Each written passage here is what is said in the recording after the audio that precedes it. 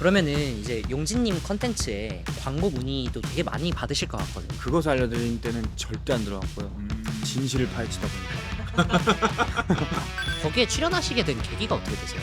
약간 파티, 약간 연회장 약간 이런 느낌인 줄 알고 술도 있다길래 일부러 편집점 잡아주신 것도 있어요? 아 그럼요. 괜히 약간 부추기.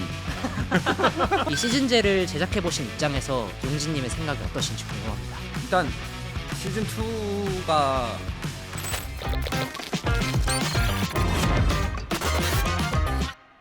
투자 세계와 현실 세계의 경계가 허물어지는 곳, 테마버스의 호스트 이시우입니다. 테마버스의 투자세계 담당 저는 이주호 기자고요. 네, 저희 테마버스 이번 주제는 K 콘텐츠인데요. 그 중심에서 활약 중인 최고의 크리에이터 진용진님 모셨습니다. 와우.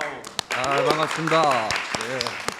현실 세계에서의 진용진, 그리고 크리에이터로서의 진용진 각각으로 소개 부탁드리겠습니다. 크리에이터로서는 그 웹드라마 감독을 하고 있는 진용진이라고 하고요.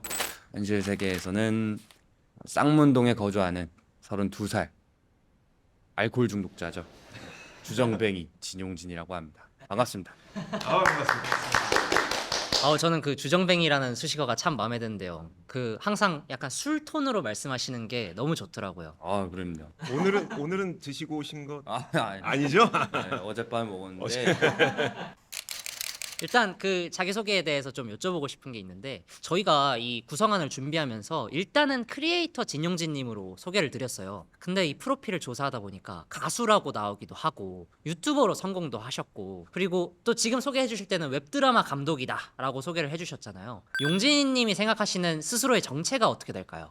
그 컨텐츠 개발자죠. 예, 그 이것저것 많이 건드려 보다가 웹드라마가 자리 잡아서 지금 웹드라마 감독을 하고 있고, 그 가수라고 나오는 거는 그 옛날에 장난으로 이제 뭐 바람의 나라 같은 거라든가 랩이라고 볼 수 없는 랩을 해가지고 그때 이제 프로필에 그렇게 등록이 된 걸로 알고 있어요. 그러면 이제 영상 기획자 진용진에게 여쭤보고 싶은 게 있는데, 솔직히 저희 테마버스의 기획 어떻게 생각하십니까?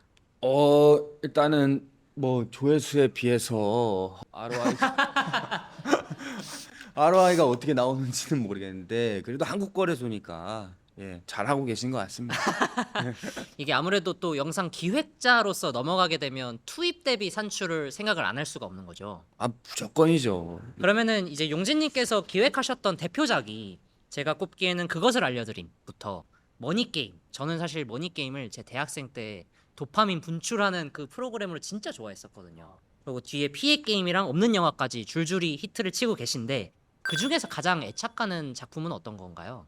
뭐 아무래도 지금 최근에 하고 있어서가 아니라 없는 영화가 제가 완전히 그냥 없었던 걸 만들어냈고, 그리고 제가 어떤 가야 되는 나침반 같은 느낌이어가지고 없는 영화 컨텐츠가 제일 정이 갑니다. 이제 서바이벌 프로그램, 그러니까 피해 게임, 머니 게임 이런 것도 히트를 치셨고, 그리고 지금 이제 없는 영화로 넘어와서 잘 하고 계시잖아요. 네. 이 서바이벌 프로그램은 어찌 보면 예능이고 없는 영화라는 건 극인데, 예능이랑 극이랑 어떻게 좀 차이가 있을까요?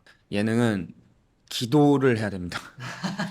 이 참가자가 잘해주길, 첫 번째 내 선택이 맞았길 기도를 해야 되고, 무슨 하이라이트 장면이나 일이 꼭 일어났으면 좋겠다라고 해야 되는 거고, 극은 조정할 수 있습니다. 하다못해 뭐 현장에서 즉흥적으로 결말을 바꿔버릴 수도 있는 거고요.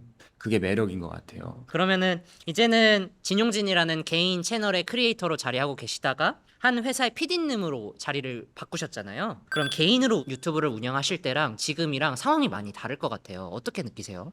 일단 월급이 나오는 것 점, 인센티브가 나오는 점, 경제적인 부분은 그렇고요. 그때가 훨씬 더 많이 벌지만 항상 불안정한 느낌. 그리고 제일 중요한 건 업사이드가 커졌다는 느낌이 들어요. 유튜버에서 계속 그것을 알려드리면 승승장구해도 제가 없는 영화라는 그 막대한 제작비를 들여서 극을 만들 수는 없을 것 같아요. 근데 이 회사를 들어옴으로 인해서, 그러니까 최종 진화가 영화 감독이 됐든 상업 작가가 됐든 뭐 이런 식으로 최종 진화 그 업사이드가 높아진 거죠. 예. 근데 유튜버로 계속 살아간다면 아무래도 좀 좁아지는 게 있죠. 용진님께서는 더 큰 미래? 더 앞날을 더 내다보시면서 영상 작업을 하시는 것 같다라는 생각을 했거든요. 그래서 이제 뒤에서도 이제 용진님께서 영상 기획자 혹은 콘텐츠 제작자로서 어떤 인생을 풀어나가고 계신지도 한번 같이 여쭤보도록 하겠습니다. 최근에는 이제 OTT 플랫폼에서 더 인플루언서라는 프로그램이 엄청 화제였잖아요. 저도 그거를 1화부터 몰아보기로 다 시청을 했거든요. 거기에 출연하시게 된 계기가 어떻게 되세요? 어떤 걸 한다를 알려주시지 않더라고요. 그러니까 뭔가 서바이벌인데 인플루언서 서바이벌이다 정도까지만 알려주시더라고요. 약간 파티, 약간 네. 뭐 그런 연회장 약간 이런 느낌인 줄 알고 술도 있다길래 가벼운 마음으로 갔죠. 그러면은 이제 제작 업무를 좀 보통 하시잖아요. 제작이나 기획. 그 인플루언서 나가실 때는 오랜만에 또 인플루언서로서 출연을 하시는 거였는데 뭐 설레거나 이런 마음은 없으셨나요? 뭔가 이상했어요, 기분이. 여기 있어야 될 것 같다는 거죠, 제가. 근데 지금 여기 앉아 있잖아요. 뭔가 바라시도 하고 가야 될 것 같은데 그냥 집에 가도 되고. 그리고 이제 약간 좀 보인다고 해야 되나? 서바이벌 같은 거 해보니까 요때 요거 큰일 났다라고 생각하고 있겠네. 근데 뭐 하나 만들어야지. 이런 거가 좀 보이더라고요. 일부러 편집점 잡아주신 것도 있어요? 그럼요. 예. 그래서 서바이벌 나가면은 일부러 좀 잡거든요. 네. 괜히 약간 부추기고. 그런 부분에서 되게 재밌게 놀고 왔었던 것 같아요. 자, 그럼 본격적으로 이제 용진님과 K 콘텐츠 그리고 OTT 플랫폼에 대한 이야기를 시작해 볼 건데요. 이 OTT 플랫폼 하면 이 연말에 빼놓을 수 없는 이슈가 하나 있잖아요. 뭔지 아시죠? 오징어 게임. 네. 맞습니다. 이 오징어 게임 시즌 2가 3년 만에 개봉을 하잖아요. 이 용진님은 시즌 1 어떻게 보셨어요? 저 재밌게 봤습니다, 진짜로. 그것을 알려드림으로 따라하기까지도 했어요. 맞아요. 줄다리기도 하시고 구슬 그 강화유리 그것도 하셨잖아요. 맞아. 저는 그 오징어 게임이라는 게 딱 바이럴 되자마자 용진님 영상이 떠버리니까 트렌디한 대학생이 되어야 하니까 영상 눌러봐야지 하면서 눌러봤거든요. 이 바이럴 되는 요소 혹은 키워드를 어떻게 맨날 팔로우업하고 계셨어요? 그거는 팔로우업 하는 거가 어려운 거라기보다는 즉각 하기에는 저 컨텐츠만 한 게 없긴 했었어요. 이거는 그날 봤어요. 그리고 뭐 예를 들어서 일주일 뒤에 유행을 했다. 그러면은 거의 뭐 2, 3일 만에도 금방 할 수 있는 거기 때문에 줄만 잘 구할 수 있으면 유리만 잘 구할 수 있으면 3일 안으로 그냥 바로 영상 낼 수 있었죠. 오징어 게임 얘기로 좀 돌아와가지고 이제 시즌 2가 어떻게 될지 사람들이 다 그 성공 여부를 지금 궁금해하고 있잖아요.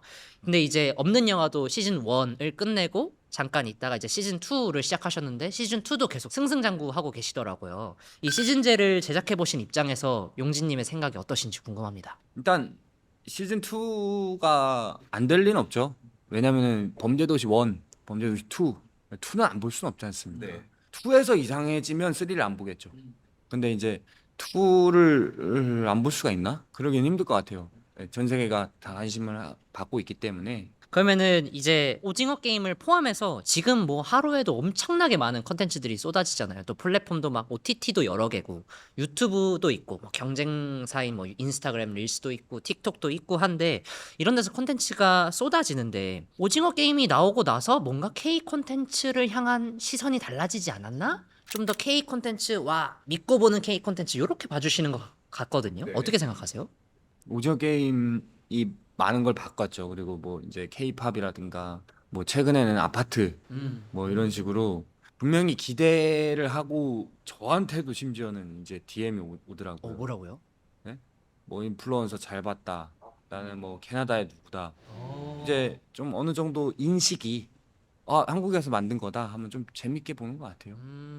이렇게 K 콘텐츠가 잘 나가는 게 데이터나 뭐 자료로 나오는 게 있나요? 실제로 좀 있는 것 같아요. 저도 조사하면서 이번에 굉장히 놀란 한 가지 포인트가 있었는데 뭐였었냐면 그 우리나라에서 그러면 넷플릭스가 1년에 얼마를 벌어가는지를 매출을 한번 살펴봤어요. 그랬더니 2023년 감사 보고서에 따르면 우리나라에서 넷플릭스가 8,233억 원을 벌었거든요. 많이 벌었죠. 많이 벌었죠. 근데 이게 제작비라고 하는 게 사실 공개는 되지 않아요. 이게 2023년에 무슨 일이 있었냐면 그 대통령하고 넷플릭스하고 회담을 가지면서 앞으로 4년 동안 우리가 대략 3조 3천억 정도를 한국에 투자하겠습니다라는 걸 밝혔단 말이에요. 근데 그 4년 동안이니까 이걸 1년으로 평균 내보면 8천억 정도가 돼요. 아까 버는 돈이 8천억이었잖아요. 버는 돈이 8천억이잖아요. 쓰는 돈이 8천억이라는 얘기예요. 그럼 사실 넷플릭스는 우리나라라고 하는 이 국가를 돈 벌려고 하는 국가는 아니다. 우리나라에서 버는 돈은 거의 없다. 많지 않다. 근데 제가 되게 재밌는 표를 하나 보여드릴 텐데 이게 아시아 9개국에 있는 국가의 소비자들로부터 왜 OTT를 구독하십니까를 물어본 거예요. 그 중에서 한국 K 콘텐츠를 보기 위해서 구독한다는 응답이 10명 중 4명은 K 콘텐츠를 보기 위해서 구독한다. 한국에서 만든 콘텐츠로 한국에선 돈 안 벌어. 한국은 어차피 인구 정해져 있어. 아니, 근데 여기서 만든 콘텐츠로 동남아시아에서 엄청 돈 많이 벌어. 지금 그 구도를 짜고 있는 겁니다. 그래서 우리나라의 콘텐츠 위상이 그만큼 높아졌다는 건 전 보고 있어요. 그럼 제작비를 사실상 우리나라에서 안 번다고 생각하고 제작비를 진짜 많이 투입을 해주는 거네요. 그렇죠. 많이 투입하고 있는 상태죠. 어쩐지 뭐 오징어 게임이나 뭐 흑백 요리사나 보면은 아 진짜 잘 만들긴 한다. 어떻게 한국인들은 콘텐츠 이렇게 잘 만들지라는 생각이 들었는데 이게 콘텐츠의 품질에서는 숨길 수 없는 그 돈의 향기가 결국 나오게는 되는 거네요. 근데 제가 한편으로 또 아쉬운 게 K 콘텐츠가 성과를 되게 잘 내는데 아 이게 OTT 플랫폼한테는 되게 좋은 일이고 막상 우리가 가져가는 파이가 좀 적다 이런 기사들을 몇 번 봤거든요.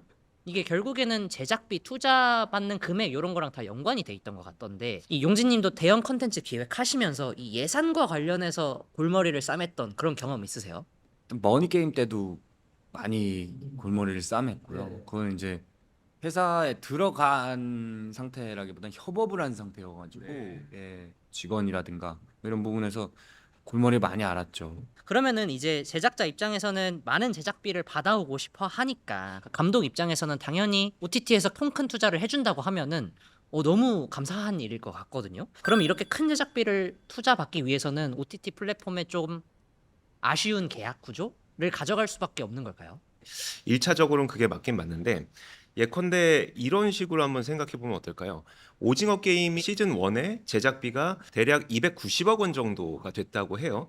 근데 그렇게 하고 나서 이제 모든 IP를 지금 넷플릭스라고 하는 OTT가 다 가져가고 있는 거잖아요. 만약에 이게 그게 아니라 이제 우리나라 제작사들이 그 IP를 갖고 있었더라면 뭐 2차 판권 3차 제작물 만들어서 팔 수 있지 않을까라는 아쉬움이 있긴 한데 조금만 더 길게 생각해 보면 시즌 2도 마찬가지로 공개된 자료는 아닙니다만 대략 보고 있는 제작비가 1,000억 원 정도라고 얘기를 하고 있어요. 뛰었네요. 그러면 300억을 받았을 때의 제작사의 그 수익과 1,000억을 받았을 때의 제작사의 수익은 아마 굉장히 다를 겁니다.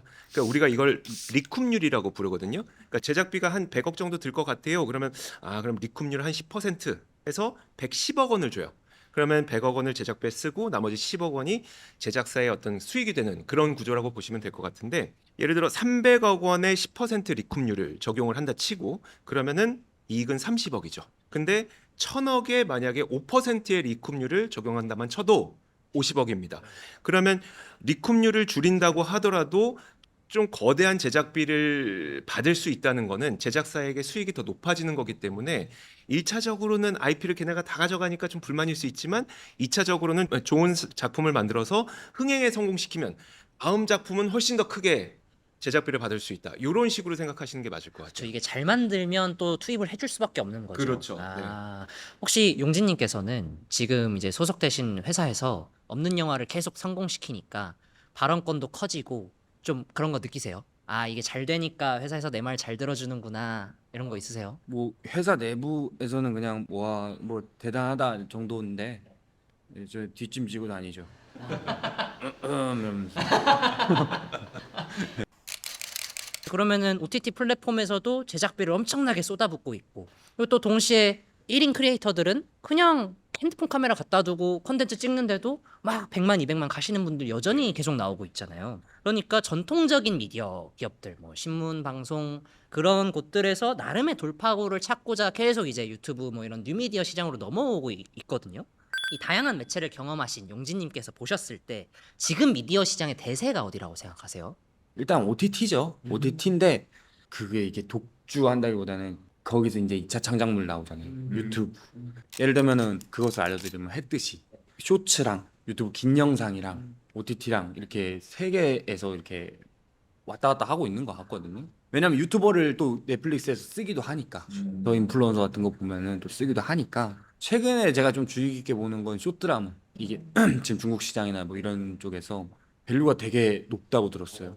그쪽이 미래 뭔가 대세일 것 같은 느낌? 네. 용진님께서 말씀해주신 것처럼 이 숏폼, 숏드라마, OTT 이런 게 계속 커지고 있다 보면은 전통적인 미디어 기업들이 설 자리가 좀 좁아지지 않나라는 생각이 조금 들거든요. 이게 자료로도 나와 있을까요? 확실히 영향력은 좀 줄어들고 있는 것 같긴 해요. 그 자료로 볼 수 있는 건 광고 시장이라고 보거든요. 광고주가 누구에게 이 광고를 태울 것이냐를 결정하는 저는 과정에서 거짓말을 안 하니까. 그렇죠. 그러면 그 광고주들이 어디로 가고 있는지를 보면은 일단 온라인과 오프라인만 나눠놓고 보더라도 불과 2021년까지만 하더라도 온라인의 비중이 52%였는데 2023년까지 가니까 56%로 늘어나고 있거든요.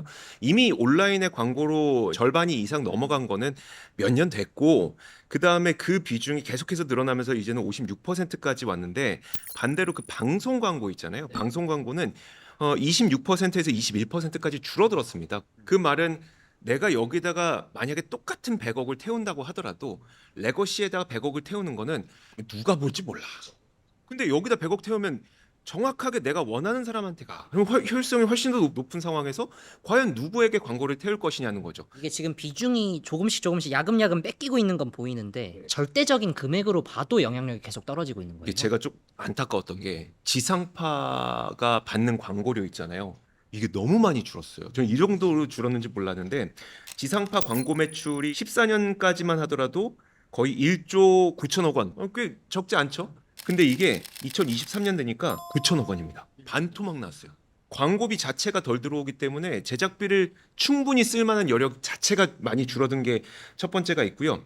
그리고 온라인이라고 하더라도 우리가 인터넷도 있고 그다음에 이제 모바일도 있잖아요. 아까 온라인 많이 늘어난다고 했는데 제가 다음 표 준비한 거 한번 보시면 여기 뭐 방송, 신문, 잡지, 인터넷, 모바일 다 있습니다. 여기에서 지난 5년 동안 연평균 광고 매출이 늘어난 곳은 모바일밖에 없어요. 모바일만 11% 늘었고 나머지는 다 감소했습니다.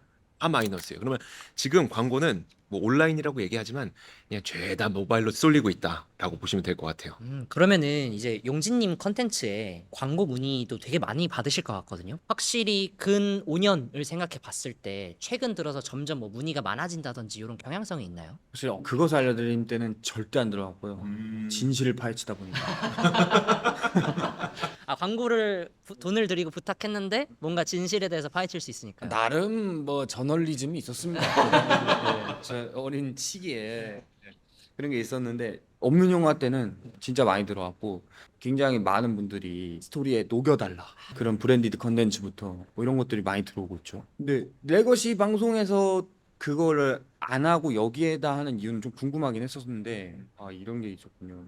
없는 영화라는 그 포맷, 극이라는 포맷에 광고가 자연스럽게 들어갔을 때 효과가 엄청날 것 같기는 해요. 그러면은 저는 이제 요걸 왜 여쭤봤냐면 기자님께서 보여주신 자료를 보니까 21년에서 22년에 방송 쪽의 광고 매출이 살짝 반등하는 것처럼 보였거든요. 네. 근데 23년에 꺾이는 게 요새 경기가 안 좋다고 하니까 이 경기가 안 좋아서 꺾인 게 아닐까? 그러니까 이게 거스를 수 없는 추세일까? 경기를 탄 걸까가 좀 맞아요. 궁금하더라고요. 그 부분도 확실히 있는데 경기를 탄 것도 분명 있습니다. 근데 그러면 경기가 좋아지게 되면 이들의 방송 광고 수입이 아까 1조 9천억에서 9천억으로 줄어들었다 그랬잖아요. 다시 1조 9천억 갈 수 있을까? 그 부분이 굉장히 애매한 거예요. 뭐냐면 레거시 미디어들이 지금 1년에 편성하는 방송의 편수를 준비해 드렸거든요. 2010년대 초반까지만 하더라도 1년에 레거시 방송사에서 편성하는 드라마의 개수가 90개 정도가 됐었어요. 이거를 거의 한 10년 동안 계속 줄입니다. 이거는 대부분 유튜브 영향 때문에 그쪽에 광고가 쏠리다 보니까 이쪽에 편성이 좀 줄어든 건데 그러고 나서 이제 2020년대 들어오고 팬데믹 딱 들어서니까 넷플릭스가 떴잖아요. 그쪽에 또 드라마가 엄청 많이 가게 된 거예요. 레거시 방송사들 미디어들의 어떤 그 수입원을 큰 줄기로 딱 두 가지로 나눠보면 절반 정도가 광고 수익이라고 보면 되고요. 나머지 절반 정도가 한 사업 수익 정도로 보시면 돼요. 근데 사업 수익이라는 건 뭐냐면 IP를 이용해서 다른 사업을 하는 겁니다. 뭐 방영권을 팔든 뭐 케이블에 팔 수도 있는 거고요.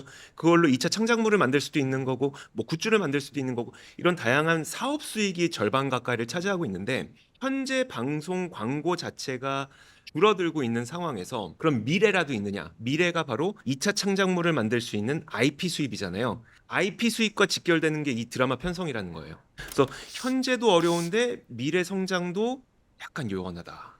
그럼 확실히 광고 시장에서는 또 뉴미디어에 밀리고 그리고 이제 제작비 부족해지니까 컨텐츠 제작 자체도 또 줄이고 네. 그럼 영향력이 더 줄어들고 좀 악순환의 고리를 좀 타개할 방법이 제가 조금 또 놀랐던 게 아까 넷플릭스가 1년에 우리나라에 제작비 투입하는 게 거의 8천억 정도 된다 그랬잖아요. 우리나라 그러면 지상파 방송사들이 1년 제작비 편성된 예산이 어느 정도인지 봤어요. 대략 500억이에요. 그러니까 한 방송사당 평균적으로 500억이에요. 이거 어떻게 이겨요? 해외 자본하고 우리나라 방송사하고 싸워본 적이 단 한 번도 없었어요. 왜냐하면 전파라고 하는 건 국경을 넘어가 본 적이 한 번도 없거든요. 그러니까 그 전까지는 그냥 내수에 있는 채널이라는 막강한 권력을 갖고 엄청난 사업을 해오다가 국경을 넘어서는 자본이 딱 들어오는 순간 모두 다 힘을 잃게 되는 이런 순간이 지금 찾아오게 된 거죠. 넷플릭스에서 사주진 않아요? 뭐 예를 들어서 방송사에서 제작을 했다. 만약에 100억에 제작을 했어요. 네. 그러면 그런데 넷플릭스가 110억 주고 가져갈게요. 아, 그래서 그 디테일하게 이런 사례가 있었는지는 모르겠으나 아마 그렇게는 안 하는 걸로 알고 있고요. 예를 들어 구작을 사오는 경우는 있겠죠. 근데 구작은 훨씬 더 저렴하게 사오는 걸로 알고 있어요. 엄청 저렴하잖아요. 그쵸, 그쵸. 예. 아, 나 어떻게 살아 그러면 이제? 수익 구조에 대해서 얘기를 하다 보니까 레거시 미디어의 영향력이나 이런 거에 대해서 더 알게 되는 것 같은데요. 근데 이제 궁금한 게 용진님께서 기획하셨던 피해 게임, 요것도 이제 머니 게임 뒤에 나온 거였으니까 저는 충분히 용진님 개인 채널에 올리거나 OTT로 가거나 할 수 있었을 텐데 그러니까 방송사랑 협업한 게 좀 신기했거든요. 그건 어떻게 된 거였던 거예요? 일단은 좀 배우고 싶었습니다. 그냥 저 개인적인 그런 컴플렉스였던 것 같기도 해요. 이 예능 서바이벌을 어떻게 제작을 하는가, 뭐 그거가 궁금했던 거죠. 그 현정환 PD가 그런 부분에 대해서 처음부터 끝까지 기획에 완전히 참여를 해보면 그래도 이제 좀 제가 어떤 길로 가야 될지 알 수 있지 않을까 해서 그 부분이 너무 매력적이었던 것 같아요, 저한테. 그럼 그 뉴미디어 채널에 발행할 생각으로 만들 때 제작 환경이랑 지상파 방송에 내보내려고 만드는 제작 환경이 많이 달라요? 너무 달랐죠. 아, 어떻게 달라요? 완전 항상 심의가 다르죠. 방송 심의랑 네. vs 노란 딱지랑은 노란 딱지가 좀 더 후하죠. 네. 방송 심의는 그러니까 이게 왜 안 돼? 이거는 완전 유튜브 각인데? 네. 라고 생각을 했었는데 그 부분을 편집하시는 걸 보고 이래서 불편하신 분들도 계시겠구나. 누군가한테 피해가 갈 수도 있겠구나.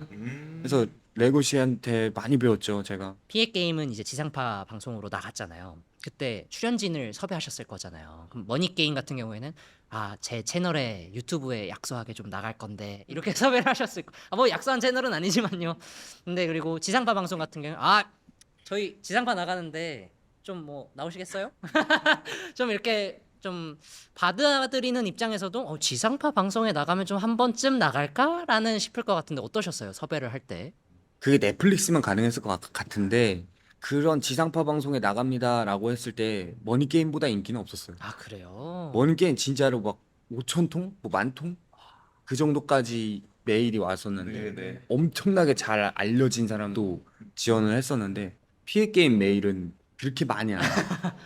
왜냐면 솔직히 지상파의 시청률을 알거든요. 그래서 그게 뭐 머니게임 2를 한다 그러면은 이걸 할 수 있겠다. 오히려 나진용진이야. 오히려 지상파가 지상파보다 네. 이게 현실에서 느껴지는 영향력이네요. 그렇죠 이제. 저는 지상파의 영향력이 최근 들어서 떨어졌다고 생각했는데 이미 뭐 4, 5년 전부터 많이 그랬던 4년 거군요. 전에 예. 그 시간대가 어느 정도인데요? 뭐 이런 거 물어보시는 분들도 계셨고 시간대까지. 네. 맞- 시간대 중요하잖아요. 네, 그렇죠, 그렇죠. 너무 늦은 시간이면 또 의미가 없지 않습니까? 네. 그래서 그렇게 인기가 많지는 않았습니다. 그러니까 저희도 K 컨텐츠를 주제로 잡아서 얼굴이 잘 알려진 인플루언서로서의 역할 말고 이 프로그램의 기획이나 제작 이쪽까지 좀 얘기해 주실 분을 찾다 보니까 원픽이 용진님이었거든요. 근데 이렇게 역대급 게스트를 섭외하지 않는 이상 누구 나오네? 하고 좀 채널 돌리고 근데 뭐 오징어 게임 2 같은 경우에도 원에 비해서 훨씬 배우들이 빵빵해졌잖아요. 그러니까 한 번 더 눈길이 가더라고요. 그래서 이 출연진들의 홍보 효과가 얼마나 큰 거길래 출연진을 섭외하는데 애를 쓸까 그게 좀 궁금했어요. 사실 이게 홍보 효과는 너무나도 당연해서 그 부분보다는 저는 구조적으로 이게 왜 그러면 이런 진용진님 같은 탑인 분들만을 우리는 섭외해야 되느냐. 제작이라고 하는 것, 특히 이제 콘텐츠라고 하는 게 저희는 당연히 B2C 산업일 거라고 생각을 하잖아요. 근데 업계에 계신 분들한테 물어보니까 이건 B2B 산업이다. 그래서 아니 저희가 보는 건데 왜 그게 B2B예요? 라고 했더니 이거는 콘텐츠 제작자가 유통사에게 납품하는 물품인 거지 소비자에게 납품하는 물품이 아니다. 그러면 콘텐츠 제작자가 유통사에게 이걸 들고 갈 때 무엇을 들고 가는지가 굉장히 중요한데 콘텐츠라고 하는 거는 실제 소비자들의 반응이 보기 전까지는 흥행 여부를 알 수가 없잖아요. 그러니까 프리 프로덕션, 그 기획을 하는 단계에서 제가 지금 뭐 이 탑 배우와 이 탑 감독과 이 시나리오를 갖고 만들려고 합니다라고 해야 겨우 유통사에서 그래 그럼 우리가 제작비를 한 뭐 100억을 써볼까 200억을 써볼까 이게 판단이 난다는 거죠. 그러다 보니까 어쩔 수 없이 분명히 나는 이 신인 배우와 이 신작 시나리오로 되게 좋은 작품을 만들 수 있을 것 같음에도 불구하고 그것보다는 더 나은 배우, 더 나은 감독을 선택할 수밖에 없는 구조적인 문제가 있는 거죠. 아, 저도 공감이 되는 게요. 저는 이제 B2B의 B가 비즈니스가 아니고 부장님인 것 같거든요. 저 같은 경우는 네. 부장님께 이번에는 진용진님 나옵니다. 이분이 지금 구독자가 얼마고요? 저희 예산 조금만 더 쓰겠습니다. 그거예요. 딱 그거예요. 네. 네. 이거 말씀드릴 땐 결국에는 출연진으로 설명드리게 되더라고요. 그렇죠. 네. 그럼 용진님께서도 이제 이 B2B 구조에서 오는 누구 나올 겁니다. 이런 거 좀 느끼셨나요? 아, 중요하죠. 근데 유튜브를 하면서 느낀 거는 감히 얘기하지만 그것도 사실 살짝 촌스러운 접근이긴 해요. 그러니까 왜냐면 네. 예를 들어 대스타 누군가가 나온다고 해서 극장을 가는 시대는 조금 지난 것 맞아요. 같기도 해요. 맞아요. 네. 왜냐면은 제가 나와서 진용진의 인생 이야기를 풀어드린다고 하면 조회수가 1000회인데 진용진이 나와서 수익 공개를 한다. 그러면 이제 10만 회가 나오는 거예요. 수익 공개가 아니라 뭐 벗는다. 그럼 1000회. 뭐 아무튼 뭐 누가 나와서 뭘 하냐가 중요하지. 그러니까 이게 플랫폼의 차이가 만들어낸 현상인 거예요. 그러니까 예를 들어 유튜브의 경우에는 B2C잖아요. 이거는 내가 무엇을 하느냐에 따라서 조회수가 달라질 수 있고 수익 구조가 달라지는데 B2B잖아요. 부장님한테 진용진이 오늘 벗을 거래요. 제작비 더 쓰세요. 이게 안 된단 말이에요. 그러니까 그 사업 구조 자체가 그걸 만들어내지 못하게 하는 구조가 지금 굳혀져 있는 거예요. 물론 이게 유연화될 수는 있겠죠, 나중에는. 근데 그게 이제 제가 생각했을 때 조금 더 문제는 뭐냐면 아까 보여드렸던 것처럼 레거시 미디어에서 방송 편수를 계속 줄이고 있다고 했잖아요. 제작비도 줄이고 있다고 했잖아요. 옛날에는 100개 중에 한 2개만 성공해도 돼. 근데 지금 30개밖에 안 되니까 야 30개 중에 1개 성공하려면 확률이 좀 높아야 돼. 그러면 제작자 입장에서는 훨씬 더 비싼 배우와 훨씬 더 비싼 감독을 데리고 가서 제작비를 받아오는 게 확률이 조금 더 높아질 수 있어서 그런 현상은 좀 계속될 것 같긴 해요. 결국 이제 성공 여부를 담보할 수 성공 없으니까. 여부를 담보할 수 없으니까. 그래서 요즘 이제 웹소설이나 네. 웹툰 이런 걸로 흥행했던 거 그 IP를 활용해서 영상화하는 그런 콘텐츠들이 많아지는 게 그 확률 싸움에서 조금이라도 좀 높이고자 하는 시도인 것 같거든요. 네. 아, 그럼 용진님께서 머니게임을 처음에 영상화 해야겠다 할 때도 이런 고민도 있으셨던 거예요?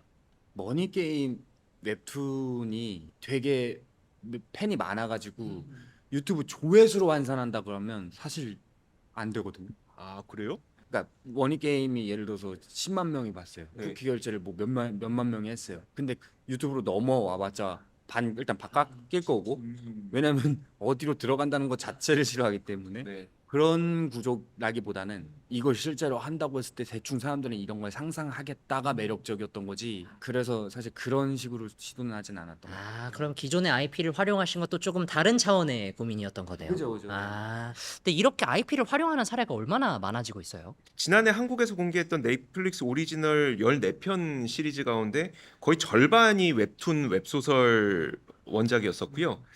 저는 이 부분이 좀 인상 깊었는데 선제 없고 튀어 월화 드라마였다 보니까 이게 월요일이 왔으면 좋겠다. 월요병이 없어졌다고 할 정도로 되게 인기가 있는 드라마였는데 이것도 사실 내일의 으뜸이라는 원작이 있거든요. 이것도 어느 정도 성공했냐면 제작자인 김태엽 PD에 따르면 130국에서 1위를 했다고 해요. 그리고 이 유료 가입 기여자 수가 거의 역대 2위급이었다고 합니다. 그러니까 굉장히 성공을 했는데 제가 왜 이걸 의미 있게 보냐면 아까 우리 계속 그 얘기했잖아요. 최고의 배우, 최고의 감독. 이것만을 끌고 와야 되는 제작비의 부담이 계속 늘어나고 있습니다. 이런 얘기 했었잖아요. 근데 사실 변우석 배우를 폄하하려는 건 아니지만 당대 탑 배우는 아니었어 사실. 그리고 그 당시에 그 감독님도 탑 감독님은 아니었고 시나리오 작가도 탑 시나리오 작가님은 아니었는데 근데도 불구하고 이렇게 성공했다는 거는 IP 발굴 잘하면 제작비 부담을 크게 갖지 않고서도 성공할 수 있다. 라고 하는 굉장히 큰 선례를 보여준 케이스라고 업계에서도 인정을 하더라고요. 그래서